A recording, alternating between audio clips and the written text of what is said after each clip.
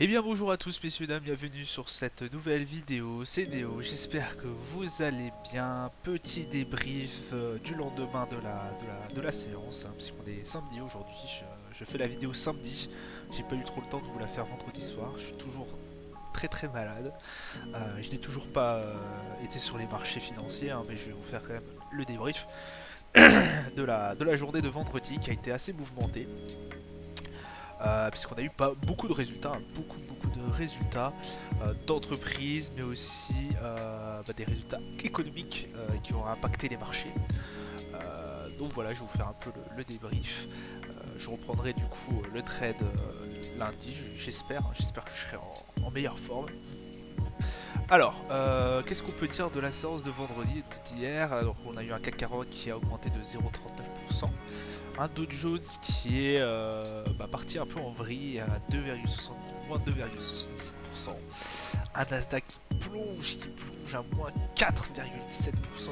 Le Nasdaq a été plombé notamment par le résultat de Amazon. On y reviendra aussi sur ce résultat-là. Et puis le pétrole qui passe en dessous de la barre des 107 dollars, qui retourne à la barre vers 106 dollars et quelques. Donc voilà. Alors, pourquoi le CAC 40 s'est démarqué comme ça, hein, qui continue de monter, hein, ça fait son troisième journée de hausse consécutive, notamment grâce à certaines valeurs, certains résultats, hein, notamment XFAB, Seb, alors Seb qui a été lui beaucoup plus décrit, hein, puisque Seb est arrivé en retard, ses prévisions sont moins bonnes que prévues, enfin ces résultats sont moins bons que prévu, effectivement, parce qu'il y a eu toujours cette crise en Chine de main-d'œuvre, cette pénurie qui a fortement impacté Seb. Mais voilà, hein, on a Sagoba qui gagne 1,5%, pardon, voilà, qui a confirmé attendre une nouvelle progression de son résultat d'exploitation.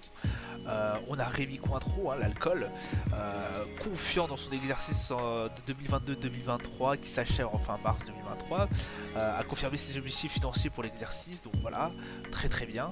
Monde de 2,9, voilà, Plastique Omnium a annoncé un projet d'acquisition, donc très bien. Voilà, ça a été porté par ça a bien porté le CAC. On a eu aussi voilà, hein, la plus grosse hausse XFAB Silicon Foundry, hein, qui a pris plus 7 oui, non, plus 9%, hein, si je dis pas de bêtises, voilà, 9,6%, et qui a dégagé une croissance de 15% de ses ventes trimestrielles. Voilà, et qui dit qu'effectivement il est en mesure d'atteindre le milliard de dollars de chiffre d'affaires en 2024, soit 2 ans avant son estimation.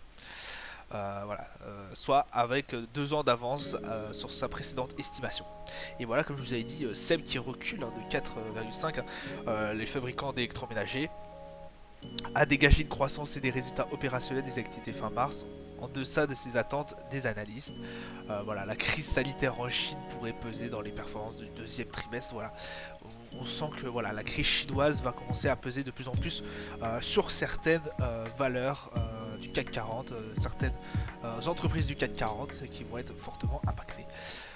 Voilà, on a aussi Airbus, hein, qui progresse de 2,3 après la prolongation pour 2 accords avec Safran, hein, Safran qui a été l'un des résultats qu'on a eu, je crois, en début de semaine, qui a été je crois que c'était un assez bon résultat, Safran de tête. Alors, on a aussi voilà les grosses annonces, le Dow Jones, pardon, et le Nasdaq qui plonge. Alors pourquoi? Parce qu'on a eu aussi beaucoup de résultats économiques, hein, qu'on y reviendra. On a notamment eu le PIB en France, hein, le PIB glissé. Donc on a aussi Amazon qui plonge, hein, voilà, qui a fait plonger aussi beaucoup le Nasdaq de 12%, avoir annoncé des prévisions décevantes pour le trimestre en cours.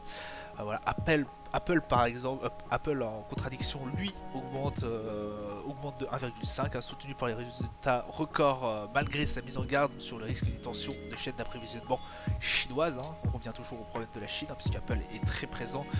C'est un atelier, hein, la Chine, c'est l'atelier du monde d'ailleurs, mais Apple fait fabriquer énormément d'appareils en Chine.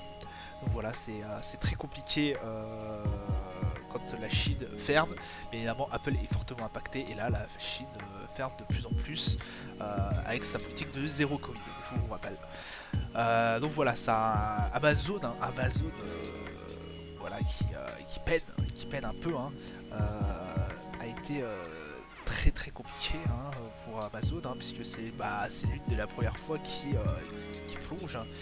C'est l'une des annonces des prévisions décevantes pour le premier trimestre. Je crois que ça n'avait pas été fait chez Amazon depuis 2011, si je dis pas de bêtises. Je crois que j'avais vu ça sur une de mes sur une des récentes nouvelles. Mais effectivement, hein, Amazon qui plonge de 12%. Le fabricant de semi-conducteurs, hein, Intel, lâche 5,5%. Voilà, des mauvais chiffres premiers faisant craindre un ralentissement de la demande de PC. Voilà. Voilà, les résultats, on n'espérait pas aussi mauvais. Alors on a eu aussi Meta, hein, au cours de la semaine dernière, au cours de cette semaine, pardon. Bon, lui ça a été un peu mieux que Amazon, hein.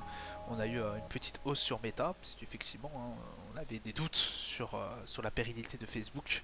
On a eu un petit coup de pression, je vous avoue, en début sur le dernier trimestre qui nous avait publié Meta. Donc voilà, c'est un contexte assez très compliqué, hein, pour le Nasdaq. Le Nasdaq aussi qui est avec la hausse de la Fed, hein, de 50 points de base, hein, je vous rappelle, voilà, qui devait déboucher sur une hausse de 50 points de base, là, quelques jours de réunion. Voilà, on est dans un contexte assez difficile pour les marchés américains et assez compliqué aussi. On va être impacté aussi, bien évidemment, l'Europe va être impactée par ces marchés qui sont en forte chute. On sauve le CAC, bien évidemment, grâce à certaines belles performances, hein, comme on a pu voir, mais ça reste assez compliqué. Alors, on va revenir aussi au calendrier. Alors, quelles ont été les annonces économiques?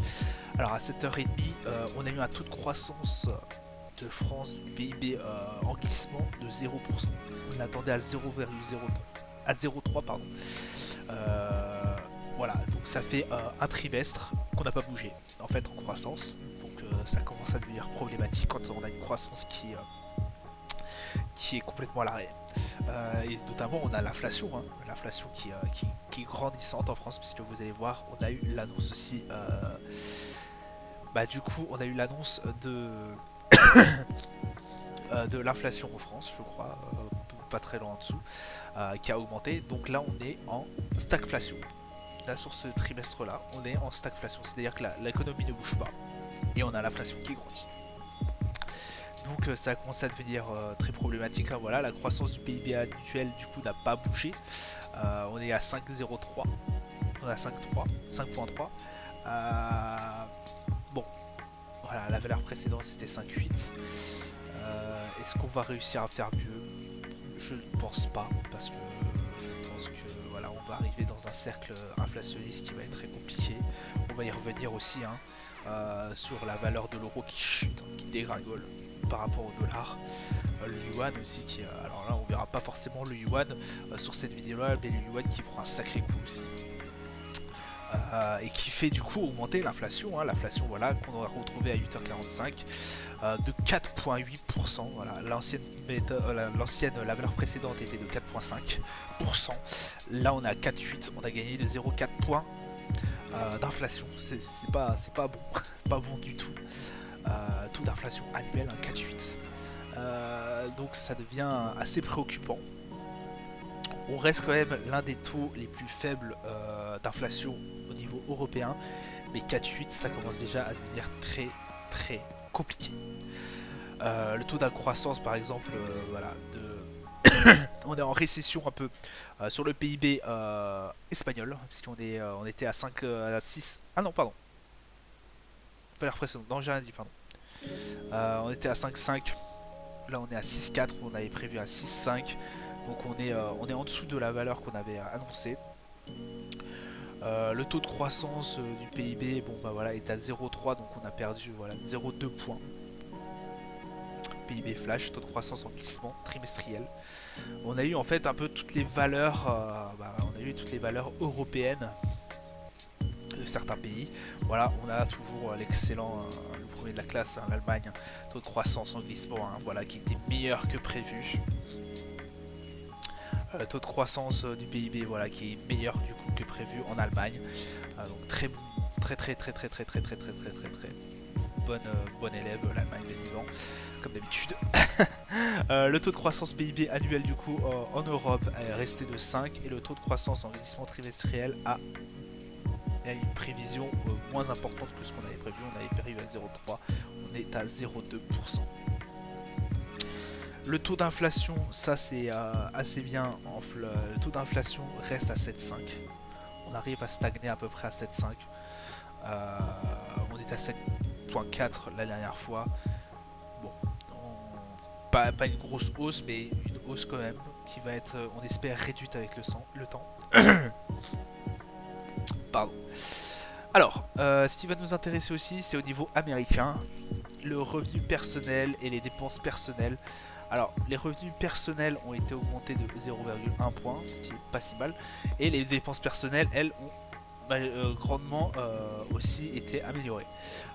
Donc, on n'est plus les États-Unis ne sont pas forcément dans la même situation que l'Europe, ou en tout cas que la France, si on prend le cas de la France, puisqu'effectivement, eux, les revenus personnels augmentent, tandis que nous, en fait, nos revenus n'augmentent pas. Donc ça, eux, ils sont dans une spirale inflationniste, certes, mais ils ont les salaires qui augmentent. Nous avons cercle inflationniste, mais plutôt de stagflation. Voilà. Nos salaires n'augmentent pas, mais les prix, eux, augmentent. Ce qui est beaucoup plus dangereux. Mais bon, dans les deux cas, l'inflation est très galopante. Donc voilà un peu les valeurs qui ont été publiées hier. Je voulais faire aussi un tout petit point, mais franchement j'ai un tout petit point. J'aurai pas assez le temps dans cette vidéo pour vous parler de tout ce qui se passe dans le monde. C'est vraiment affolant.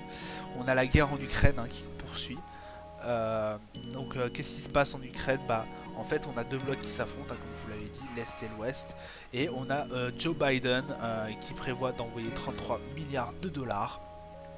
Alors d'équipement, d'équipement, et on pense que les 13 autres milliards seraient plutôt pour tout ce qui est espionnage et autres, puisque effectivement le président Joe Biden a fait don d'une aide de 20 milliards en aide militaire et indiqué les responsables américains. Le but étant, à mon avis, pour Joe Biden et les États-Unis, de tuer pendant, alors il l'avait dit justement, de tuer pendant 20 ans la Russie, voire même à jamais. D'un point de vue militaire, mais aussi d'un point de vue économique. Ça, je pense que ça va être l'objectif numéro 1 des États-Unis, c'est-à-dire éradiquer la menace russe à tout jamais. Et pour ça, ils ont une bonne occasion, c'est l'Ukraine, puisque effectivement, on arme l'Ukraine, on leur donne des armes sophistiquées, on va à leur rencontre, mais on ne va toujours pas sur le terrain. C'est-à-dire qu'il n'y a aucune force américaine qui est autorisée à combattre en Ukraine. Et aussi au milieu européen non plus. Ils ne veulent pas se mettre dans ce conflit-là. Et on les comprend, il y a aussi tout l'enjeu du gaz russe, etc. etc. Donc voilà, les États-Unis qui veulent rester à l'écart du conflit, mais qui n'hésitent pas à subventionner à coups de milliards les Ukrainiens pour qu'ils défendent leur patrie et pour qu'ils aussi affaiblissent grandement les forces russes. Donc c'est un très bon prétexte pour Biden pour tuer économiquement et militairement les forces russes. Ce qui est très compliqué puisque effectivement il n'y a pas si longtemps, je vous avais montré une nouvelle que Vladimir Poutine est très énervé sur la situation et qui voulait justement mettre en état d'alerte maximum, alors ça c'était la première fois, l'arme nucléaire. Il avait aussi fait des tirs avec Satan 2, un test de tir avec Satan 2, qui est l'une des répliques d'une bombe nucléaire, hein, qui serait capable d'anéantir, je crois, tout Paris à lui seul, mais je crois même toute la France. Je suis plus si sûr, mais je crois que c'est ça, à peu près toute la France.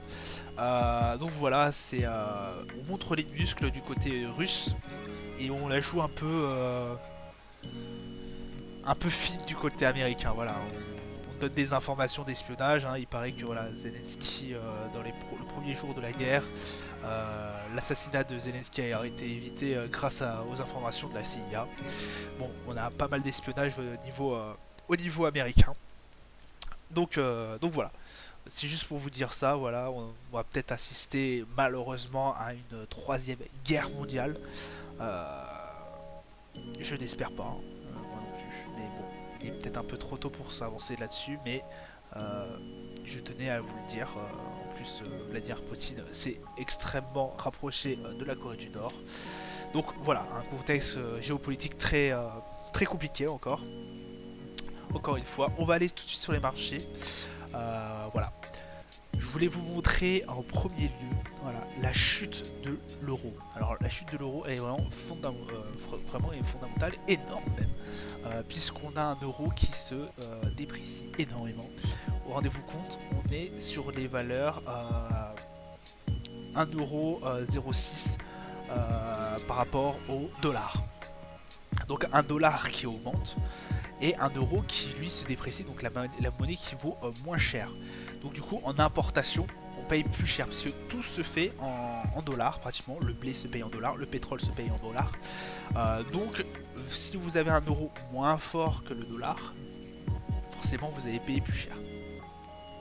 Là on avait normalement, on se disait pour un euro normal on est tablé à peu près sur 1,10, 1,20. Là, on a un euro qui vaut 1 dollar égale 1,06 euros. Donc 1 dollar égale à peu près 1 euro. Ça va être très compliqué du coup pour les importations. Alors pour les exportations, c'est un gain, hein. On sait bien évidemment que la Chine, notamment sur le yuan, fait preuve d'une monnaie qui est moins forte pour effectivement permettre d'exporter beaucoup plus. C'est un pari, mais aussi un avantage économique, mais qui peut être aussi pour l'importation très compliqué, hein. Notamment en Europe, on importe beaucoup.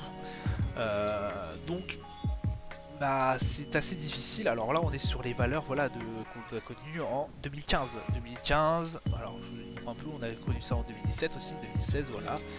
Voilà, on est à peu près sur cette ligne-là. Le souci, c'est que si on casse ce magnifique support de 1 euro, à peu près 1,04, 1,05, on va se retrouver à ne plus avoir de support avant les 0,84 dollars, 0,84. Et là, ça va commencer à poser problème puisqu'on sera en dessous de 1 dollar. C'est-à-dire qu'un dollar, 1 euro, 1 dollar vaudra 0,84 euros. Le dollar sera plus fort que l'euro. Et ce sera là une des premières fois depuis, je crois, 2001-2002. Voilà. Depuis à peu près 2001. Voilà. Donc, très compliqué. Très compliqué puisqu'on fait beaucoup d'importations, comme je vous l'ai dit, en Europe. C'était juste un peu pour vous montrer ça. On a le Bitcoin qui plonge aussi, qui est passé en dessous de la barre des 40 000 dollars. On a le Nasdaq qui replonge, qui est passé au plus bas, hein. Voilà, ça c'était la crise ukrainienne. On est maintenant sur les plus bas avant la crise ukrainienne. Pendant la crise ukrainienne. C'est-à-dire que là il y avait la déclaration de la guerre. Et hop, là on est encore plus bas. Ça se trouve on va remonter, mais là on a pris moins 4%, c'est énorme. Le SPI 500, qui est aussi au plus bas, hein. Voilà, on va attendre la même chose. On est vraiment dans un range baissier, enfin dans une descente. Du. Le CAC 40, qui ne fait pas grand chose hein, comme d'habitude, hein, qui reste entre 6004 et 6007. Alors là oui on a baissé parce que bon pardon, par rapport aux dernières nouvelles, alors ça c'est sur un D1, hein, sur le daily, donc c'est à dire que ça compte aussi à partir de 21h, 22h pardon, ça s'arrête à 22h, hein, ça s'arrête plus à 7h30, ça s'arrête bien à 22h. Donc voilà, on est sur une journée baissière, sur une journée entière baissière, pardon. Pour le Dow Jones, pareil, on est baissier encore. Alors bien évidemment, le CAC 40 en fin de matinée a été fortement impacté par les marchés financiers américains. Le Brent, pardon, reste, voilà, comme on avait dit, aux alentours des 107-106 dollars. Qui ne fait pas grand chose, voilà, qui est toujours dans sa range entre 100 et 114 dollars. Le gold, lui, qui remonte un peu, mais voilà, on a eu une grosse hausse qui s'est finie aussi par être réduite un peu. Donc voilà, on n'est pas non plus, on est un peu dans la sauce au niveau des indices, hein, comme on a pu voir. Voilà, hein, c'est des plus bas. Hein. Est-ce qu'on va atteindre encore un plus bas? Voilà, vous vous rendez compte, hein, mais hop, on n'a pas atteint ce niveau-là. Alors si je compte pas la crise ukrainienne, on n'a pas atteint ce niveau-là depuis 2021. Voilà. On était à peu près au même stade que il y a à peu près le 5 mai 2021. Voilà. Et après, on peut très bien finir, voilà, hein, hop, ça peut encore baisser, hein, ça peut encore baisser. Pour l'instant, ce qui soutient à peu près l'économie, c'est des assez bons résultats, en tout cas sur le CAC 40 de nos industries, mais ça peut encore chuter. N'oubliez pas qu'il y a des gros problèmes en Chine d'approvisionnement, de coronavirus, d'immobilier, le yuan qui chute. Voilà, c'est extrêmement compliqué en ce moment.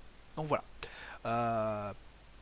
Je vous dis que du coup, je vous souhaite un bon week-end, une bonne journée. Je sais pas quand est-ce que vous visionnerez cette vidéo. Ça sera tout pour aujourd'hui. Je vous dis à plus tard. Ciao, ciao.